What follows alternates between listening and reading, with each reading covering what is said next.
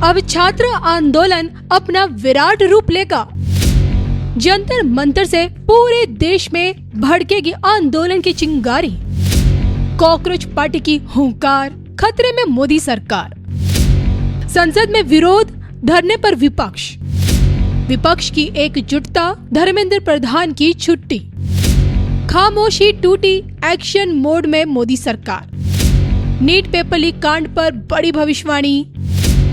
धर्म ज्ञान पर आचार्य रीना शर्मा जी।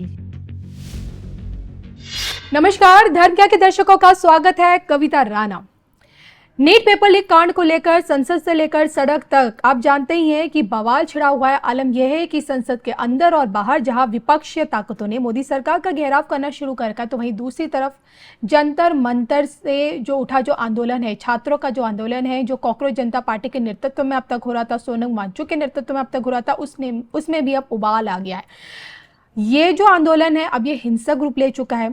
लाठीचार्ज से लेकर तमाम चीजें इसमें देखने को मिल रही है और यही कारण है कि इस आंदोलन की चिंगारी ने कहीं ना कहीं मोदी सरकार तक इसकी तपिश सरकार को महसूस होने लगी है।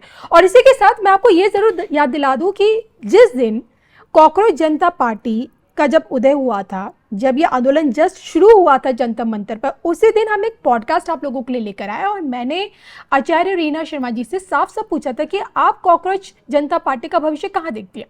उन्होंने साफ शब्दों में ये अंदेशा जता दिया था कि अगर जुलाई अगस्त तक, मतलब जून जुलाई अगस्त के बीच अगर सरकार इसको एड्रेस करती है तो ठीक है, वरना ये जो कंडीशन है अगस्त सितंबर तक वल्नरेबल हो जाएंगी और हाँ, सितंबर के अंत तक चीज़ें ठीक हो जाएंगी।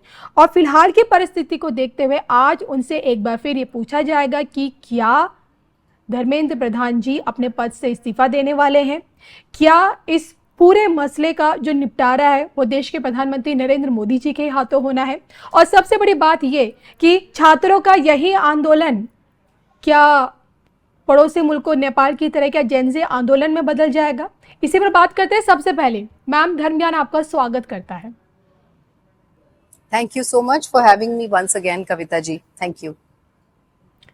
मैम, जानना चाहती हूँ, आपने तो इसकी तस्वीर बहुत पहले दिखा दी थी और जो आपने तस्वीर में बताने की कोशिश की थी वो चीजें आज हमें हकीकत के रूप में नजर भी आ रही है।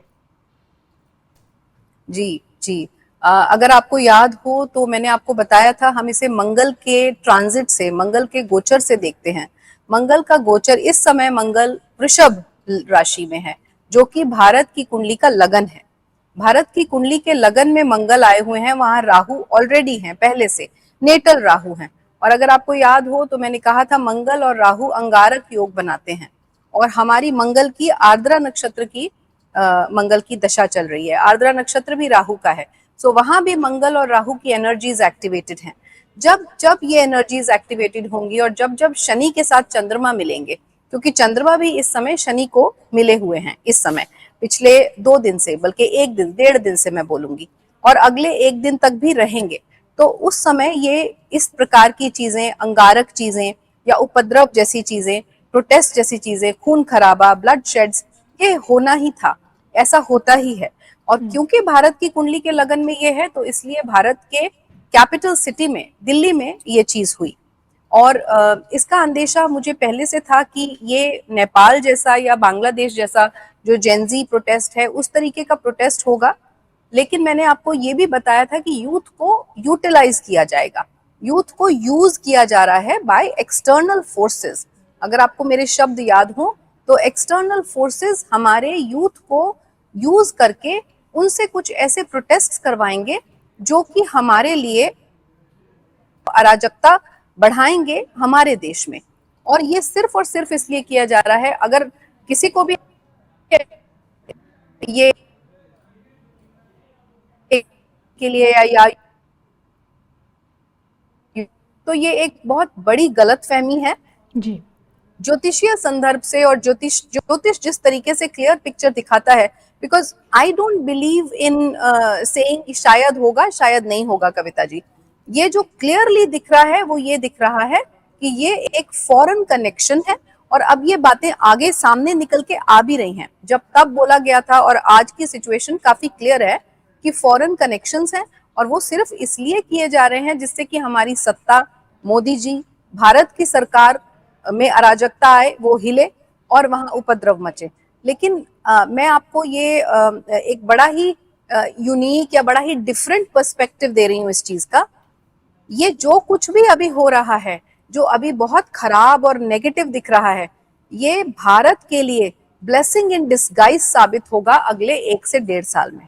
आप देखिएगा, ये जो कुछ किया जा रहा है, एक्सटर्नल फोर्सेस को भी नहीं पता कि वो हमारे लिए जो एक गड्ढा खोद रहे हैं उसमें वो खुद गिरेंगे मुंह के बल। तो हमारे ऊपर इसका जो असर होना है एट द, जैसे कहते हैं ना, end result will be in our favour. पर हाँ, ये जो सिचुएशन इस समय चल रही है, ये बहुत एक्सपेक्टेड सिचुएशन थी, लेकिन ये सिचुएशन अगस्त के फर्स्ट वीक तक काफी अंडर कंट्रोल नजर आएगी। और ये जो प्रोटेस्ट है, ये मुझे अगले 2 से 3 दिन में शांत होता दिखता है, बहुत शांत होता दिखता है। 12 अगस्त के बाद तो आप देखेंगी कि शायद काफी हद तक इस प्रोटेस्ट को कंट्रोल कर लिया गया है, बिकॉज हमारी सरकार, हमारी गवर्नमेंट ने थोड़ा लेट एक्शन लिया। और वो लेट एक्शन लेने का भी एक कारण है, जब बृहस्पति का इस प्रकार, एक तो वक्री होने जा रहे हैं और शनि वक्री होने जा रहे हैं 27 जुलाई को, और बृहस्पति भी अतिचारी हैं, तो जब ऐसी सिचुएशन बनती है और दोनों का कनेक्शन बन रहा है, तो एक ओवर कॉन्फिडेंस आ जाता है। सो वो ओवर कॉन्फिडेंस के चलते सरकार को लगा कि ये बहुत बड़ी कोई बात नहीं होगी।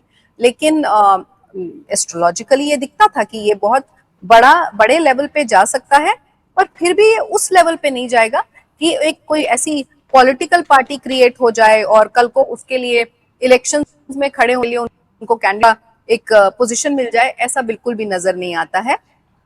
हाँ, धर्मेंद्र प्रधान जी के लिए जो आपने सवाल करा कि क्या वो रेजिग्नेशन देंगे, तो मैं आपको ये बताना चाहती हूँ, ज्योतिषीय संदर्भ से और जो प्लैनेटरी प्लेसमेंट्स हैं उससे ये क्लियर है कि he has been already asked to resign. लेकिन क्योंकि हमेशा कूटनीति, चाणक्य नीति और स्ट्रेटेजी से सरकार चलती है, तो वो रिजल्ट आपको एकदम से नजर नहीं आएगा। एकदम आपको मीडिया में या एक फॉर्मल जो अनाउंसमेंट है वो अभी नहीं होगा। फॉर्मल अनाउंसमेंट आपको अक्टूबर के बाद होता नजर आएगा। अक्टूबर के बाद फॉर्मल अनाउंसमेंट होगा उनके रेजिग्नेशन का, जबकि रेजिग्नेशन देना है ये ऑलरेडी डिसाइड हो चुका है।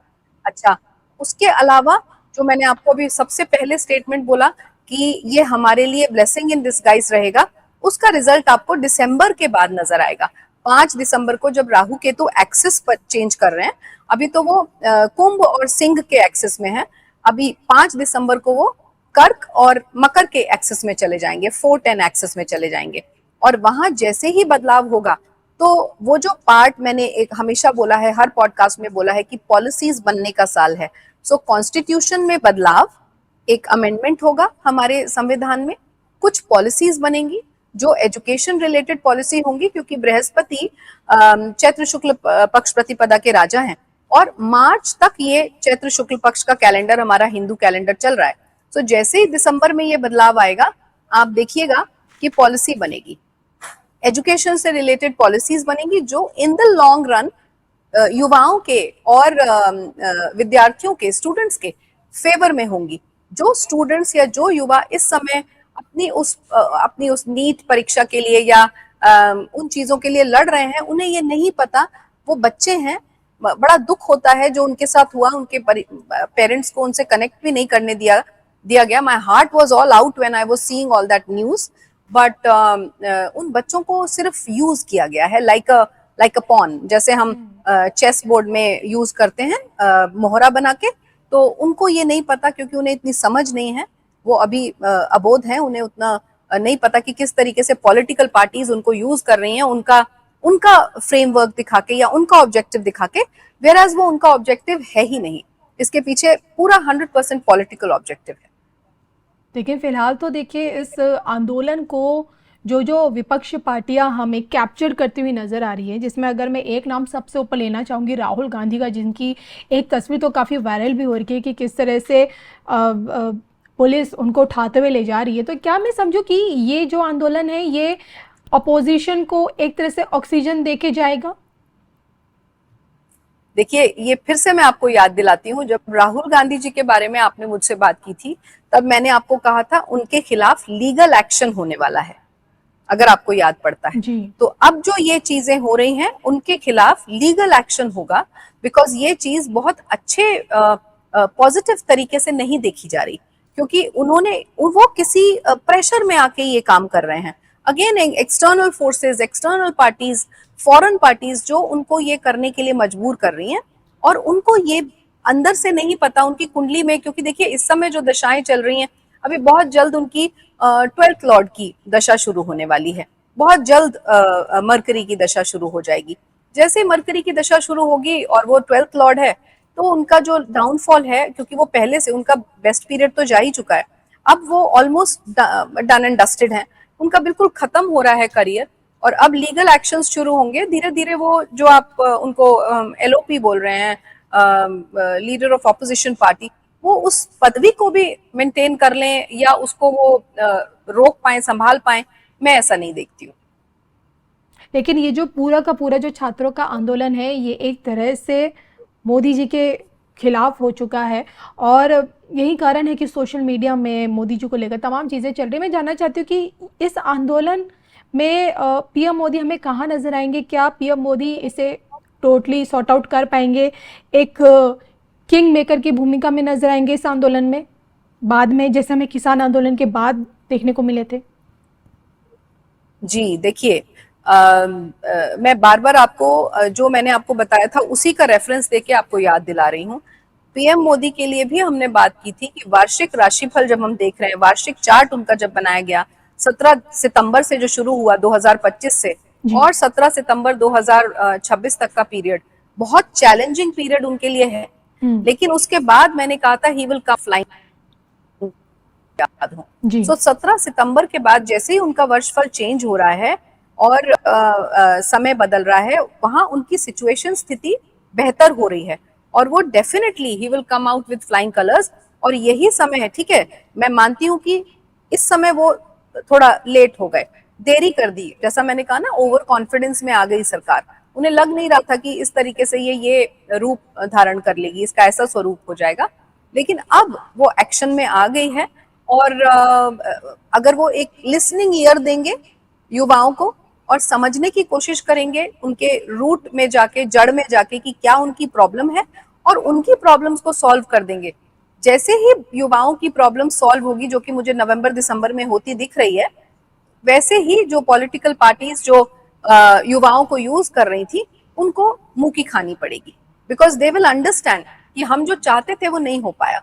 सो हाँ, आपके सवाल के जवाब में श्री नरेंद्र मोदी जी इसको बहुत बखूबी सॉल्व करते नजर आते हैं इस प्रॉब्लम। लेकिन उससे ठीक पहले देखिए, 2 महीने का समय है हमारा, अगस्त और सितंबर भी लगभग पूरा सितंबर में आपने कहा कि मोदी जी का तो उनका जो वार्षिक राशिफल है वो भी चेंज हो जाएगा उनके बर्थ डेट के बाद, और आप इस आंदोलन को भी कह रहे हैं कि तब तक आंदोलन शांत हो जाएगा। लेकिन उससे पहले क्या हम समझे कि ये आंदोलन देश के लिए खतरा पैदा करेगा, देश की सुरक्षा के लिए, देश की सत्ता के लिए खासकर? क्योंकि आप कई दफा अपनी भविष्यवाणियों में सत्ता के हिलने के संकेत दे चुकी हैं। नहीं, एकदम बिल्कुल, मैंने आपको बोला था, और कॉकरोच जनता पार्टी के लिए भी मैंने स्टेटमेंट बोली थी कि ये उतनी बड़ी नहीं है कि एक पॉलिटिकल पार्टी बने, लेकिन हाँ, उतनी बड़ी जरूर है कि वो सत्ता को हिला सके, ये मेरे शब्द थे। तो हाँ, सत्ता को हिलाने की क्षमता है। क्यों? क्योंकि बहुत सारे ऑपोजिशन पार्टीज, बहुत सारे लोग जो ऑपोजिशन में, अब आप देखिए उद्धव ठाकरे जी आ रहे हैं, डिम्पल यादव जी आ रही हैं, केजरीवाल जी आ रहे हैं, ये सब लोग जो बीजेपी के अगेंस्ट हैं, जो बीजेपी के साथ नहीं हैं, दे आर ट्राइंग टू, ये सब लोगों का वहां प्रेजेंट होना दिखाता है कि एक पॉलिटिकल मोर्चा है, ये युवाओं का किया हुआ मोर्चा नहीं है, और साथ में जो फॉरेन कनेक्ट्स हैं। तो हाँ, सत्ता को बहुत हद तक डिस्टर्ब करना, अनस्टेबल करना, ये तो उनकी मंशा है ही, और कर भी पाएंगे बहुत हद तक, क्योंकि ऑलरेडी हमारे इंटरनल कन्फ्लिक्ट्स बहुत चल रहे हैं। सेंट्रल गवर्नमेंट में इंटरनल कन्फ्लिक्ट्स बहुत हैं। सेंट्रल गवर्नमेंट में बहुत सारे ऐसे नेता हैं जो अपने पद से अब हाथ धोने वाले हैं, बस नियर फ्यूचर में, बहुत जल्दी। बिल्कुल। चलिए मैम, बहुत बहुत धन्यवाद आपका तस्वीर दिखाने के लिए कि अब आगे क्या कुछ होने वाला है इस आंदोलन में, और इसी के साथ मुझे और मैम को इजाज़त दीजिए। नमस्कार।